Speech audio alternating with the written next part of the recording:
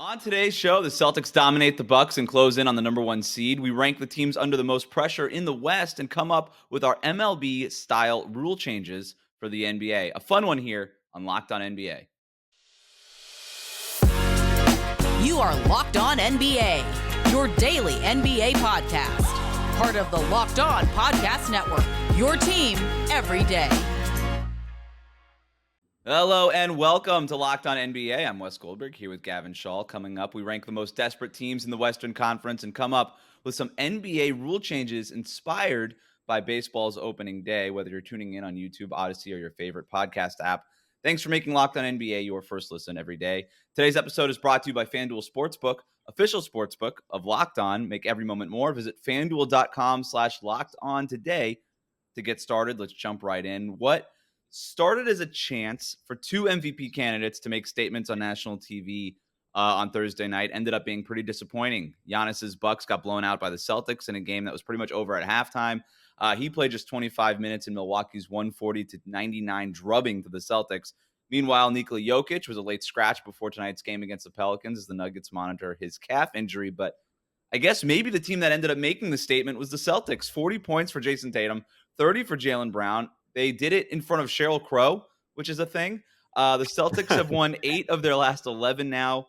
During that span, Gavin, they're second in offensive rating, second in defensive rating. They're first in net rating in the NBA. They're only 2 games back from the 1 seed. Gavin, what did you make of Boston's win over Milwaukee? Yeah, I thought it was important, particularly, coming off that Wizards game, going into it, Malcolm Brogdon said, hey, we care about getting the 1 seed, and then they lose by 19 points to the Wizards. Look, by and large, disinterested. Defensively, that game can't shoot the basketball at all. And then this one is a total reversal. And I don't know about you, Wes, but it certainly changed my perception, and maybe it shouldn't because it's one game. Obviously, the Bucks were coming off a back-to-back, but it did change my perception a little bit about where these teams are in the Eastern Conference pecking order in terms of the actual seeding. Probably not going to matter. The Bucks still overwhelming favorites to get the 1 seed, but in terms of how they'll actually match up in a theoretical Eastern Conference Finals matchup, my mind changed a little bit because to me, I had the Bucks as the overwhelming favorite, not just in the East, but in the NBA as a whole. I mean, just the size, the physicality, the fact that Chris Middleton has gone from a question mark to someone who has played typical, like all-star, maybe close to third-team All-NBA level basketball the last 7 or so games. Drew Holiday kind of inexplicably peaking in his 14th year. Giannis, despite a down year efficiency-wise, as dangerous as ever. And a Boston team that, I don't know, you just pulled out all those stats. I got to be honest, I didn't really know they were playing well because all I've been hearing the last few weeks is how Jaylen Brown is going to leave, how Jason Tatum is a top 5 guy, but like only kind of sort of like plays like it and has that killer instinct in the regular season. And then they just pour it on the Bucks. I mean, the craziest stat to me in this one, with 1:11 left in the third quarter, Jaylen Brown and Jason Tatum combined were outscoring the Bucks 70-69. You hear that stat 4 minutes into the game. You do not hear it 30 minutes into the game, Wes. But what did you think of this one? Yeah, I mean, all of that, you mentioned the Celtics just sort of sneaking up on people, and that's what happened. Tatum had that shooting rut coming out of the All-Star break. Like you mentioned, all this stuff going around Jaylen Brown about whether or not he's going to be back next year. Could he get traded this summer? And yet, Celtics just keep cruising along. What really stuck out to me was they just went right at Giannis. Giannis as a defender is so scary, and they just went right at him, and they didn't care. You had Jason Tatum getting him in isolation situations and just crossing him over, getting to his looks, getting to his shots that he wanted to get to. Defensively, they were building a wall in front of Giannis, so they were able to use their length, their athleticism to build that wall. When Giannis kicked out, they were long and athletic enough to close out on those shooters, which is something that Giannis is so great at, right? That's part of why he's so valuable to the Bucks, is able to collapse defenses and kick out the shooters. Most defenses don't have the athletes the way that the Celtics do, and so I thought they were completely locked in. They took on the challenge tonight of playing the number 1 seed against the Bucks. And to your point, I think they tried to make a statement and say, you know what? We know that you have the best record. We know you've kind of cruised to the number 1 seed so far. We know that people have been doubting us. Well, guess what? We're still here, and we should be the favorites. We're the team that represented the Eastern Conference in the finals last year. I thought that was a statement win by the Celtics. I think they took it personally. And for a team that sometimes felt like they weren't always doing that, right? We remember like that early matchup against the Warriors, and they just sort of phoned it in, and it kind of felt like, is this team sort of shying away from the moment? And tonight they didn't. And with 5 games left for them, I thought that was really important as sort of a statement win to build momentum going into the playoffs. I think their best basketball was sort of in that opening month of the season when they were shooting like 80% from three or whatever it was. But they're playing as good as they have basically all year at the most important time now. So I think it is a big deal. Yeah. Yeah, I mean it's a reminder of what the ceiling can be offensively, and that there's no team in the NBA that can match the shot making of Jason Tatum and Jalen Brown. I mean, Jalen scored 17 in the first quarter, and I wrote down in my notes like, oh, he's basically doing what you expect Jason Tatum to be doing. And it was kind of similar to what we saw in the finals last year, where Jalen was the guy who stepped up. And then, right as I'm writing off Jason Tatum for the game, he scored 11 points from the final minute of the first quarter into the first 2.5 minutes of the second quarter on his way to 40. Basically, all of them coming after those opening 11 minutes through the end of the third quarter. It was just a ridiculous performance. And honestly, it reminded me of the All-Star game, West, Mm. when those two were just going back and forth, except they were on the same team. And then you mix in Malcolm Brogdon just torching guys off the dribble. Al Horford hitting a 30-footer in this game. And Joe Mazzulla, who has taken a lot of crap, some of it justified this year. Obviously still has the Celtics in a really good place. And I think showcases some really good creativity offensively and finds ways to leverage these guys and their shooting and their skill sets in really fascinating ways. Like he had a Spain pick and roll that ended up in a wide open three for Tatum, where two guys, or excuse me, it was a wide open three for Horford, where Horford set the screen, and two guys stuck with Tatum because he caused such a panic. And Horford just popped out and drained it. And then he's running like weak side stuff that's allowing Jaylen Brown to cut off the ball and Marcus Smart to deliver timely passes. So I understand that in terms of like, I heard our own Locked On Celtics podcast and John Corrales talking about Joe Mazzulla still needing to develop a sense for time and a sense of the game and a sense of the moment. But in terms of offensive creativity, like he has me sold as a coach. And to me, like that's ultimately what it comes down to in the playoffs. Like how well can you like leverage the gravity of your best players? And he does a great job of that. I'm curious your take on the Bucks though, because to me, this just felt like an exhausted team. Like Giannis, like I know the Celtics played really good defense on him, but to some extent, we saw them try to build a wall last year, and Giannis just mowed right through it. And when he got pissed at the end of the second quarter, he scored, what was it, 12 points in like 3 minutes? He mowed Right. right through it again. I thought it was fatigue more than anything else, but was there anything like concerning for you from Milwaukee, or do you think it was just an off night? I'll chalk it up to I don't know. I'll chalk it up to a really strong first punch by the Celtics and the Bucks just sort of being like, you know what, it's the end of the year. Let's sort of monitor what we're gonna do here. Um, yeah, that's what I think. If this were a playoff game, maybe the Bucks don't fold quite as early. But look, I thought the Celtics brought the physicality.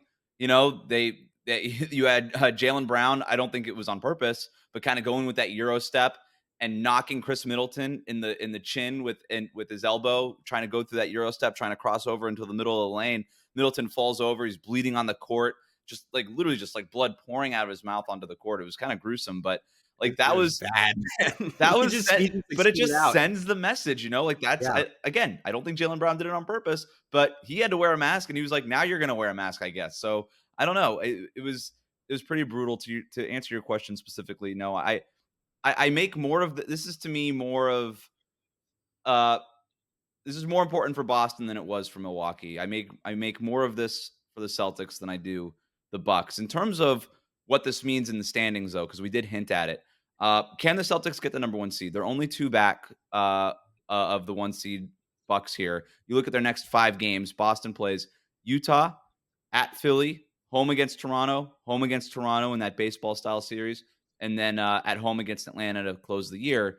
And then you look at what Milwaukee has on their schedule: home against Philly, road against Washington, home against the Bulls, home against the Grizzlies, and then they end the year in Toronto. So you look at that schedule, Boston's is a little bit more favorable. That first Toronto game is on the second night of a back-to-back, but at least it's at home. You figure they should be able to beat Utah. In Philly, that's going to be tough. We'll see what happens. That could be another classic game. But they should be favored both games against Toronto, that game against Atlanta, and that game against Utah. So they could theoretically at least go 4-1 or something in these final 5 games. And then you look at Milwaukee, Philly, Washington, Chicago. That's the second night of a back-to-back. That could be a little tough. Memphis, Toronto. I don't know. Like Memphis and Philadelphia are really tough. Maybe they drop that second night of back against the Bulls, who are playing okay lately. I don't know. I guess maybe they go 3-2, but even if that happens, that's probably not enough. I mean, it wouldn't be enough if they go 3-2 and Boston goes 4-1. Boston does have the tiebreaker now with this win, which I guess is important, but still 2 games back with 5 games to go. That's a lot. That's a lot of ground to cover. Yeah, I don't think it happens. It's to your point, it's not impossible. It would just take a collapse from Milwaukee. And we got to note, I mean, TNT brought up on the broadcast, even with this loss, the Bucks are 25-5 since January 23rd, right? Ever since Chris Middleton got back, not even since Chris Middleton got healthy. But since he got back, this team has been rolling over people. Obviously, they reinforced their depth by acquiring Jay Crowder. Somehow, people let that happen. This is a deep team. This is a ferocious team. I ultimately think after what happened last year, where they watched Grant Williams inexplicably drain like 15 threes in a game 7 at TD Garden, I think they go as hard as they need to go to secure the 1 seed and ultimately get it done. Yep. I guess final question for me, Wes, before we wrap up this part of the conversation, like any quick prediction on how that series could potentially go? Because to me, the bellwether, like weirdly enough, a guy who didn't play a huge role in this game is Robert Williams and his health. Like if you get 100% apex version of him, we haven't seen the Celtics play the same type of defense they played under Ime Udoka. What really unlocked that last year was the 2 big lineup with him and Horford. To me, he's the one guy who, again, if he's at 100%, can pose like a little bit of a challenge for Giannis one-on-one. If not, I just think Giannis is such a mismatch for the Celtics and could swing the series now that he actually has some firepower behind him. Yeah, I think this was a really impressive win by the Celtics. It's not enough for me to go outright and pick the Celtics. I've been picking the Bucks basically since the preseason, and I feel pretty good about that now. And I think we basically saw the Celtics strategy. This is going to be it. And if Milwaukee's shooters make shots a little bit more, and Giannis is going to have plenty of looks to figure it out. And we've seen this already, man.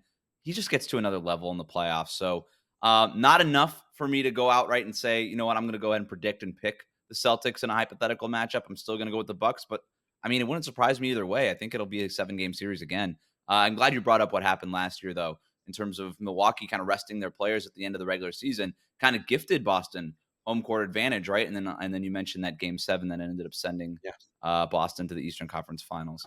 All right, which teams in the Western Conference are the most desperate to make a deep playoff run? We're going to talk about that next, but first, today's episode of Locked On NBA is brought to you by FanDuel Sportsbook. The tournament is heating up, and there's no better place to get in on the action than FanDuel, America's #1 sportsbook. That's because right now, FanDuel is giving new customers a no-sweat first bet up to $1,000. That's up to $1,000 back in bonus bets if your first bet doesn't win. So just go to FanDuel.com/lockedon and sign up today to claim your no-sweat first bet. Then you can wager on everything from the money line to point spreads to which team will be cutting down the net, all on the app that's safe, secure, and super easy to use. So don't miss your shot at a no-sweat first bet up to $1,000 when you join FanDuel today. Just go to FanDuel.com/lockedon to sign up. Make every moment more with FanDuel. Thanks for making Locked On NBA your first listen every day. Let's go to the Western Conference, where 3 teams, the Nuggets, the Grizzlies, and the Kings, have already clinched a playoff spot, but only two games separate seeds 6 through 10. 1.5 games separate 10 through 12. Seeds 4 through 10 are very much up in the air, and these teams can finish pretty much in any order right now. There's a ton of great storylines, a lot of teams with a lot of pressure. So here's what we're going to do. We're going to get to our desperation rankings among the Western Conference playoff teams. Desperate to win a title or make a deep playoff run. That's kind of how we're framing this. Let's just jump right into this, Gavin. Who's your team under the most pressure in the Western Conference?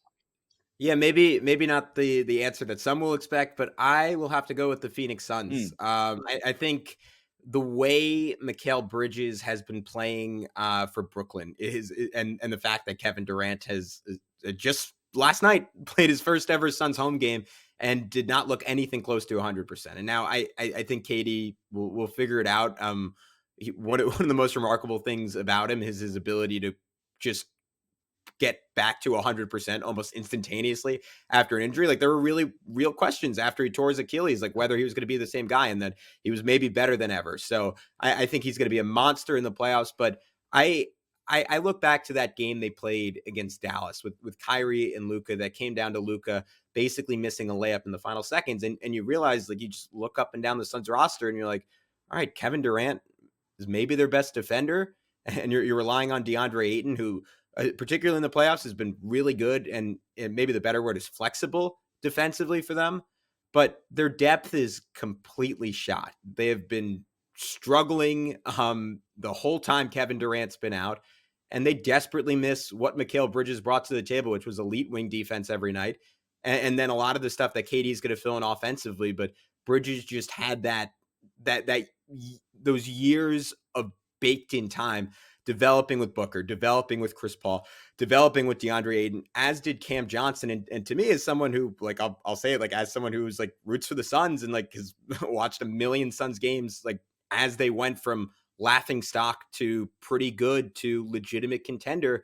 What I always loved about them and what I thought made them greater than the sum of their parts was that ESP and an offense by Monty Williams that leveraged the connectivity and just like I guess the like a borderline telepathy that those guys have. And now you're trying to incorporate Durant on the fly, who is probably the most malleable superstar in NBA history, but that's still a challenge to do. And I think if the solution is him and Booker are just going to shoot them to a first round win, second round win, third round win, finals win over the Bucks, like, good luck. Like, I don't think championships are typically won that way. And then Wes, I'll leave this to you to go down this road further. But if they don't win this year, like, all right, like, this is the best Chris Paul's ever going to be at this point. And there are nights where he looks completely washed.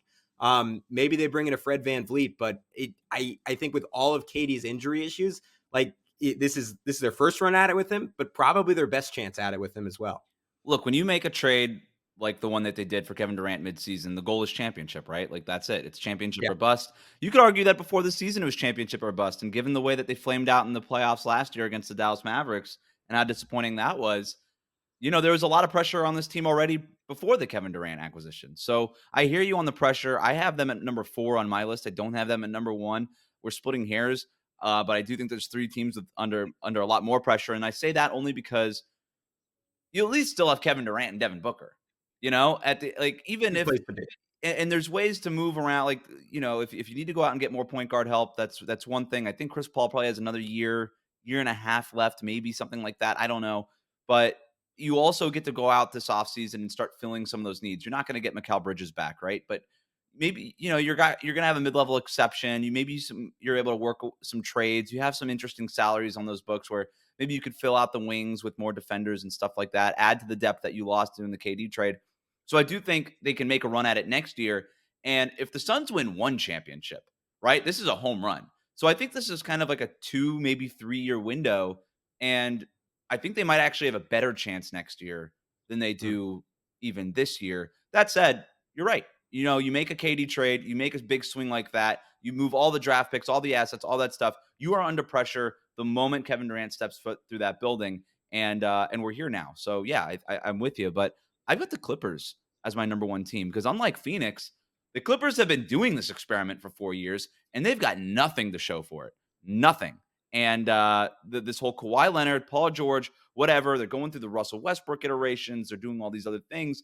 But at the end of the day, they moved heaven and earth to get Kawhi and Paul George. Paul George was sort of like to me, was like the first star that got traded for like the bundles of picks and young players and all that kind of stuff. Like, he was the first one to kind of get moved and kind of set the price for all the Donovan Mitchell, Rudy Gobert, Kevin Durant kind of trades.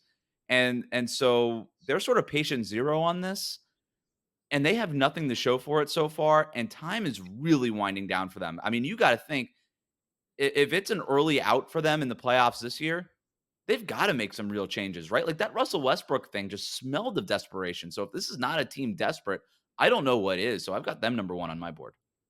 Yeah, they were number 2 for me. I originally had them number 1. It's a total toss up. I hear you. The only reason I had the Suns ahead of them is because, like, with KD, like, this might, obviously this is not it for him, but this might be like, you might never get a version of him that's as good as the current one.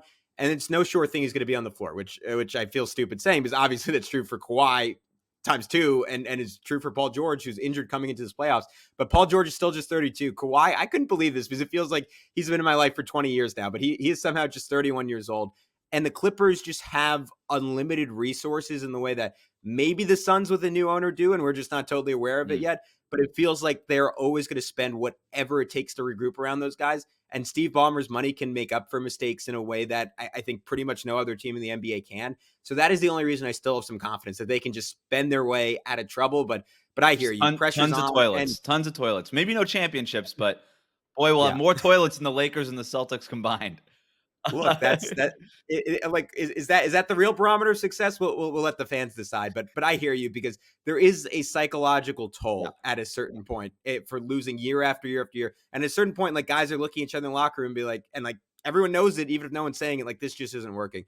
The next team that I had on my list will also probably come as a surprise, and I doubt is your number 3, but let me know if it is. I'll just do 3 and 4 at once. I had the Denver Nuggets one spot ahead of the Golden State Warriors, and on paper, like, it pretty clearly like should be the Warriors, given that this feels like the last hurrah with them. But I just can't get there when they've won 4 championships. Like I thought last year was the gravy title. Last year was the one that they weren't supposed to win. I think they were really lucky that Chris Middleton got hurt and the Bucks weren't there, because I think the Bucks would have beat them. They were kind of lucky that Jason Tatum didn't totally show up to that series. And then they had an all-time player in Steph Curry who was ready to capitalize and take advantage of it.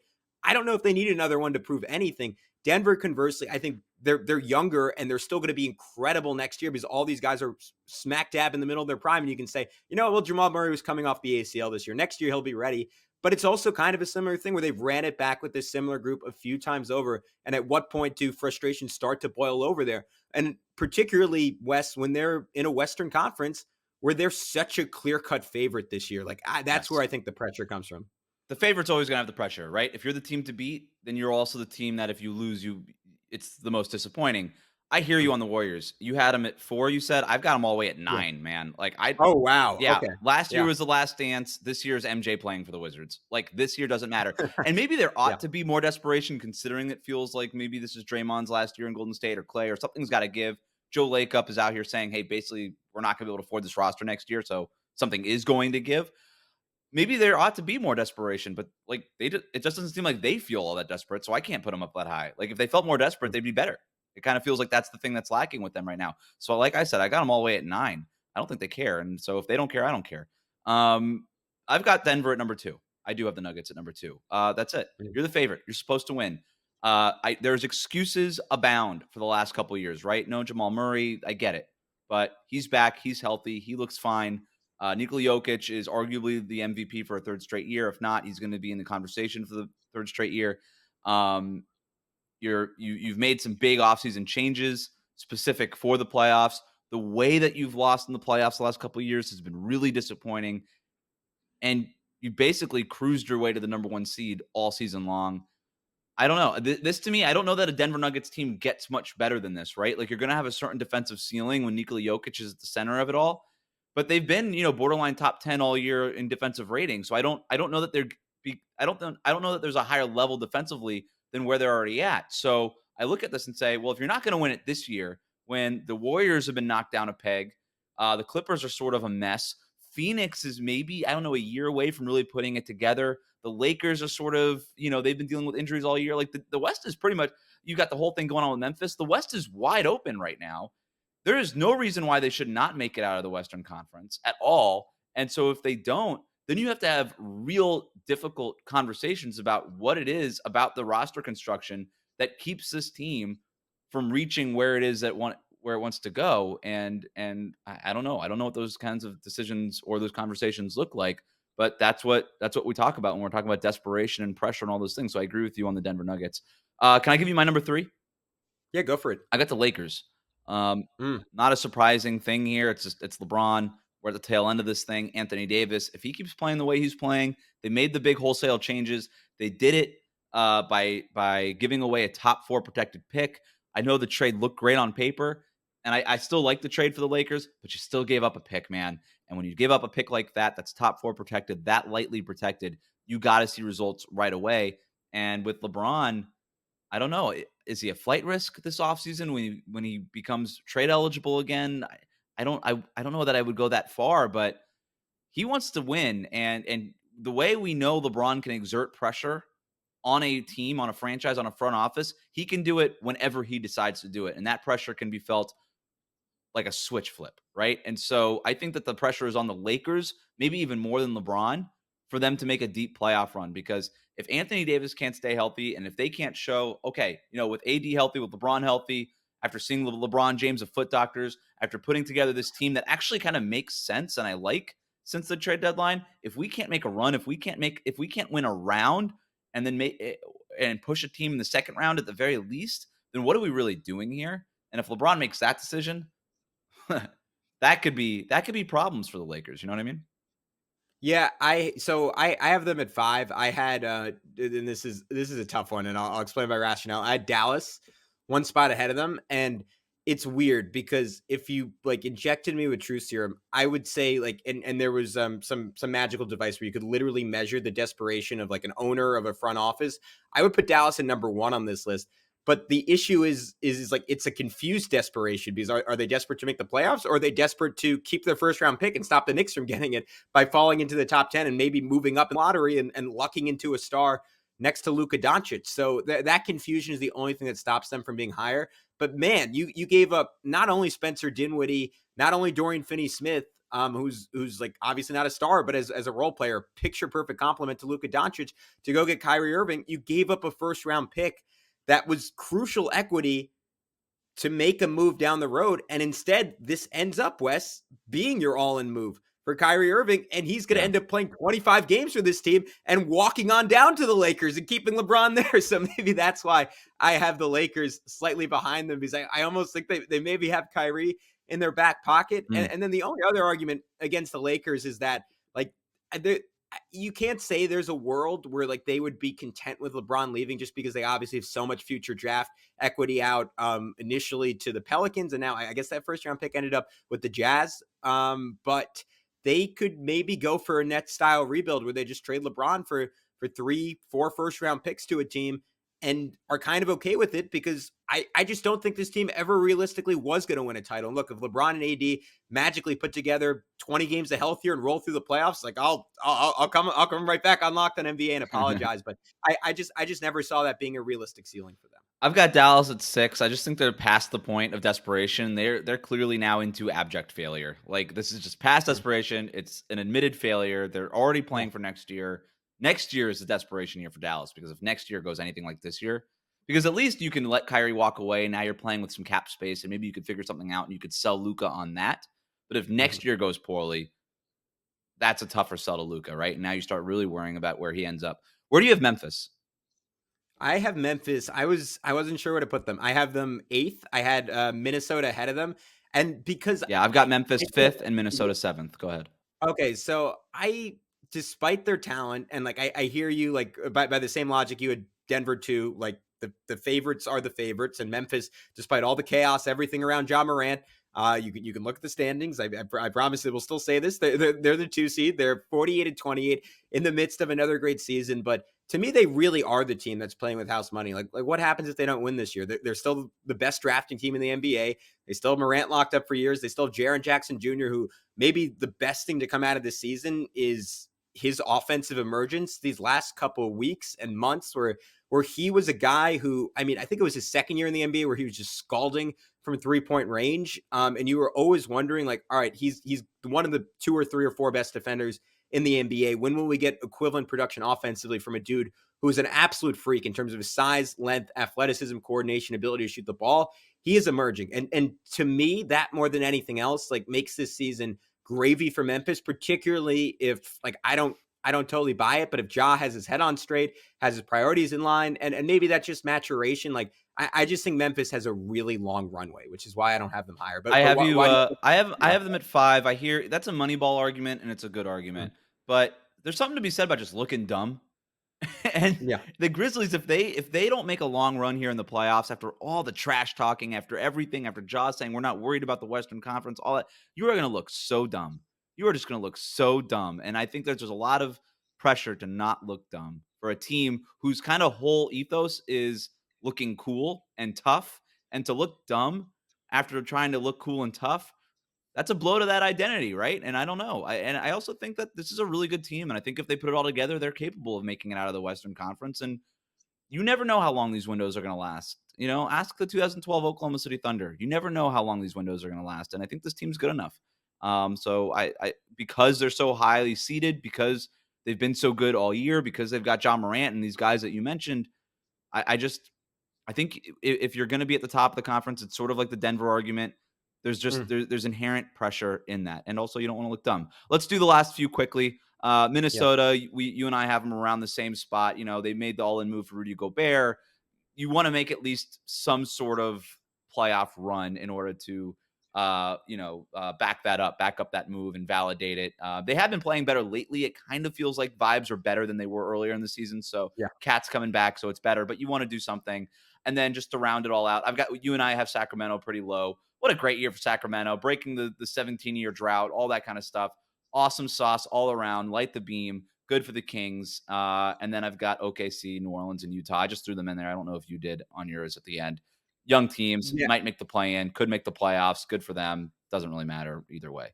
Yeah, I But yeah, I had the Pelicans at 9th just in case Zion comes back, because then I fair think enough. there's a little bit of pressure there, but if not, I'm with you. Inspired by Major League Baseball's opening day, we've got some rule changes and ideas to improve the NBA. That's coming up next on Locked On NBA. It's Friday, which means we're counting down to the weekend today. We've got 5 NBA rule changes inspired by MLB opening day.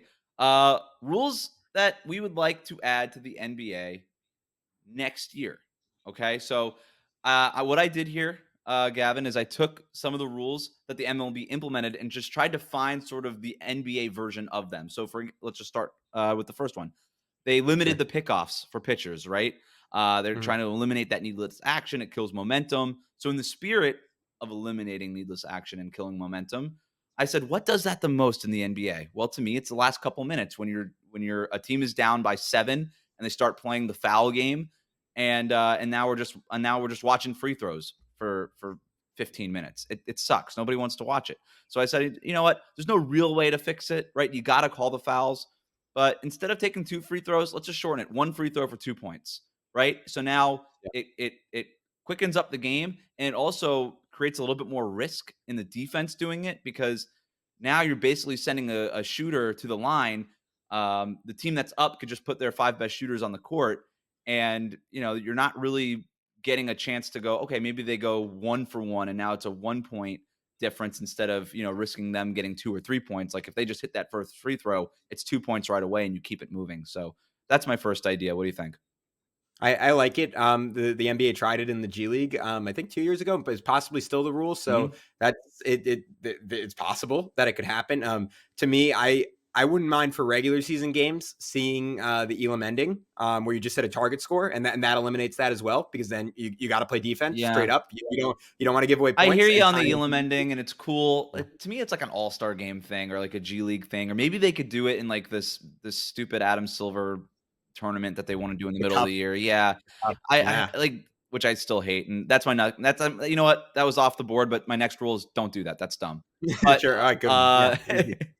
um, I guess I'm more of a traditionalist. I like the Mhm. 48 minutes, man. Like I just like 12 minutes a Yeah. quarter. I get the Elam ending. It makes a lot of sense for a lot of reasons. I guess I'm just not future looking enough. I'm not I'm not there with it. But yeah, I'm good with this one. All right, let's move on. Next one, pitch clock. I love the pitch clock has been amazing. I watched Marlins opening day today. Mhm. It was the best baseball game I've seen basically since 2003 when the Marlins last won the World Series. So, Shout out Josh Beckett. shout out to Josh Beck. Bane in my childhood, but go ahead. Keep Sorry to talking to bring it us. up. Beat the Yeah, it's Yankees in fine. that one. That's fine. I know. Yeah. Yeah. So what the pitch clock, right? It just quickens up the game, stuff in the middle that nobody really cares about. Mm. So I thought, okay, I got 2 ideas based on the baseball pitch clock. A replay clock, number 1. I'm sick of the replays. First of all, we could just get rid of replays. I'd be okay with that. I don't think it's worked. You talk to coaches and players, they hate it. They don't want it.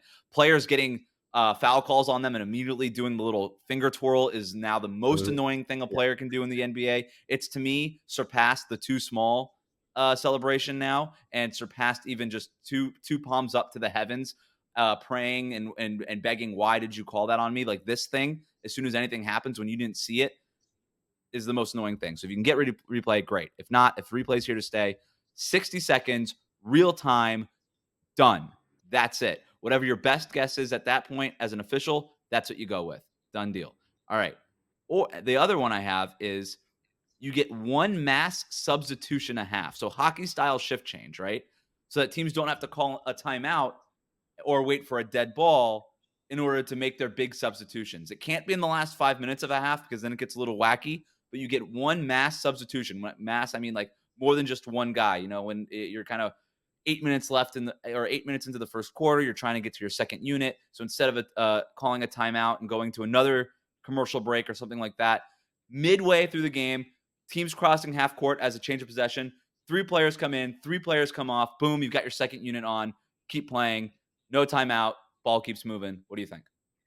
I think my worst nightmare in this scenario is that the two clash and you have a challenge for too many men on the court when there's a big shot hit. But I love that idea, and I love the chaos of it. I think I'd initially wanted it as only a regular season rule because I think it would be fascinating to see how coaches weaponized it. Like you just have like for the Knicks, it would be Obi Toppin just charging off the bench for a transition lob, which would be fun. That'd be cool. I don't know if I'd want to see that start in a playoff game, but as a regular season rule, I really like it, and I kind of want to see it tomorrow now. So I'm into it. It forces defenses too to just like kind of pick up style. Like, oh wait, who do you got? All right, just let's take them.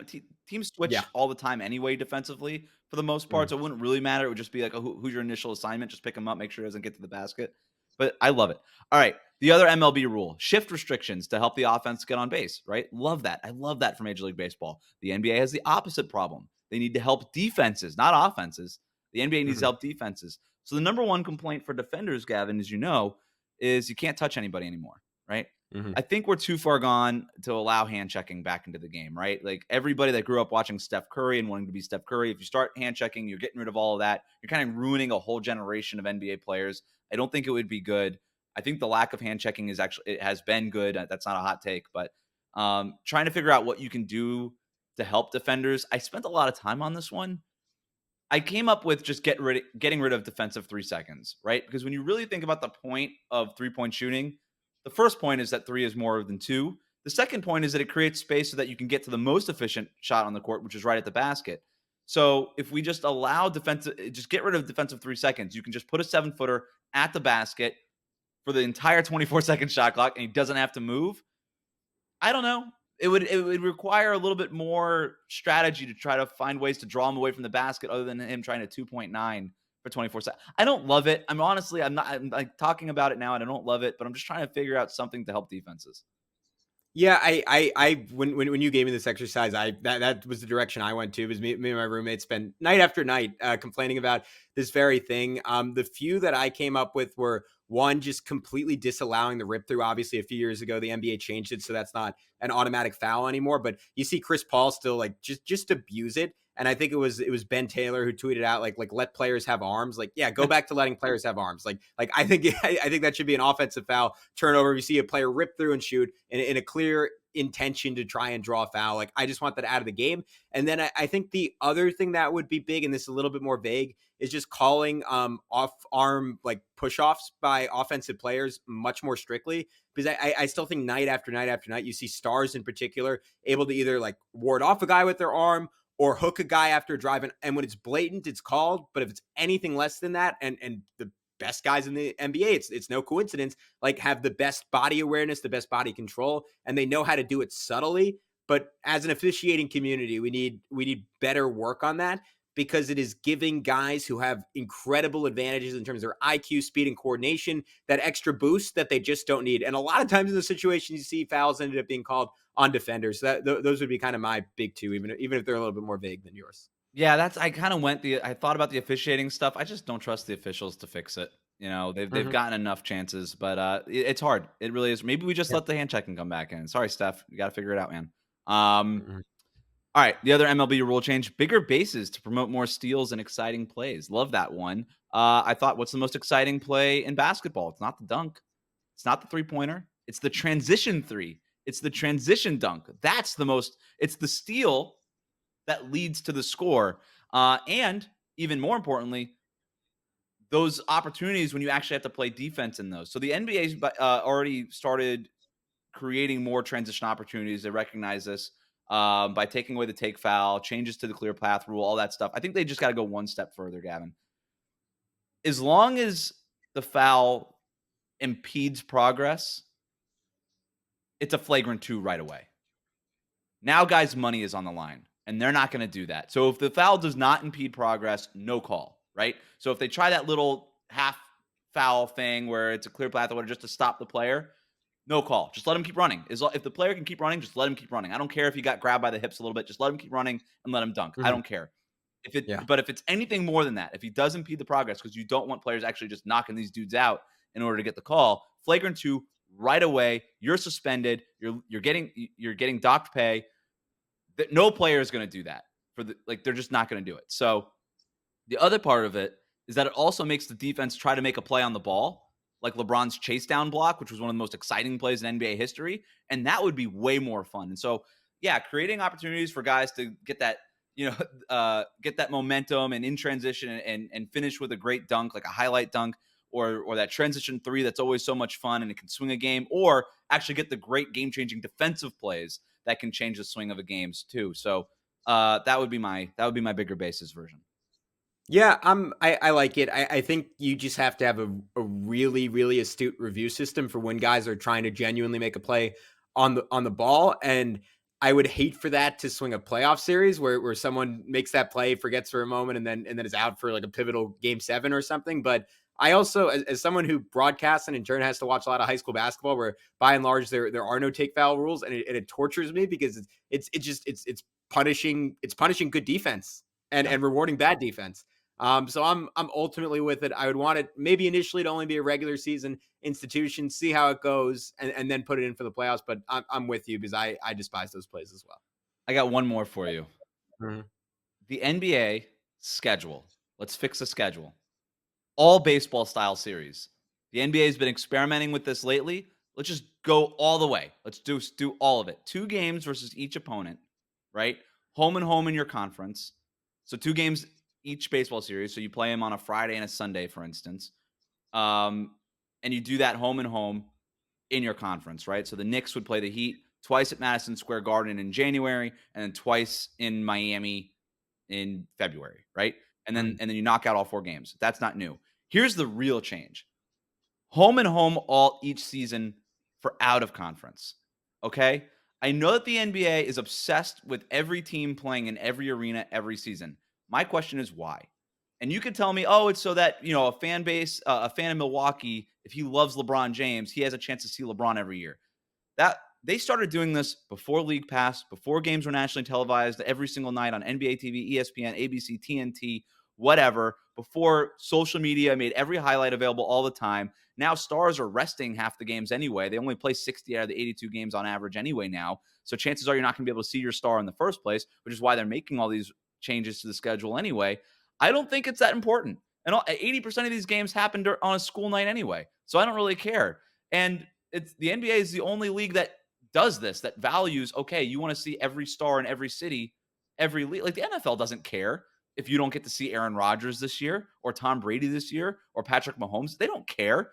In fact, you're probably only going to see him once every 4 years. So good luck and you just get used to it. But the great thing is all the games are on TV. Well, in the NBA, all the games are on TV or in League Pass now. So anytime you want to watch LeBron, you can.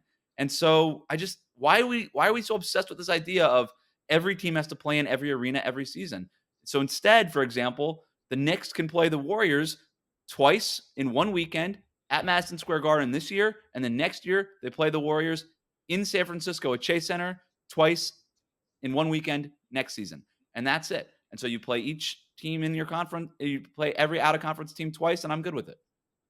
Yeah, I as a big college football fan, I like it because that's you get to look forward to. All right, we're to get back at home next season, and to me, I would do it for a year as an experiment and see if it makes a meaningful difference in terms of the number of games that you lose to load management. And if it doesn't, then I guess I see the value maybe in terms of long-term player health, long-term player rest, and it's good for the league in that sense. But I think that's correct me if I'm wrong, but I think that's what you're trying to get at. No, here, I right? actually I think the college football analogy. I don't even look. I think the toothpaste is out of the tube on stars resting. If you make the schedule 60 games, they'll play 40. You know what I mean? I just think that's the way it is. But I want to make it more like football, where you're looking forward to these matchups. Like the best thing that football, college or NFL has going for it is that you get to preview all these matchups before they happen, and there's an anticipation to it, right? And the NBA with the games being the way they are, it's like Chicago tonight, and then it's Detroit 2 nights from now, and then Philly was yesterday. What? Like, you can't even keep the schedule straight, and there's really no reason for it to be that way. I would like to bring Yeah. more anticipation, the way that the playoffs are, the way that the play-in tournament games are, where like you're looking forward to these games, you get to preview the matchups, think about the matchups in a real meaningful way, and all that stuff. I think it would be better for the media coverage. I think it would be better.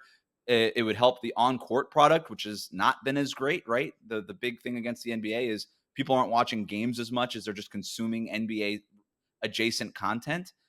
This would make these games more meaningful. I think, at least, I don't know. I'm good with it. And yeah, it would also cut down on travel and stuff like that. It would just make the schedule way more easy to consume.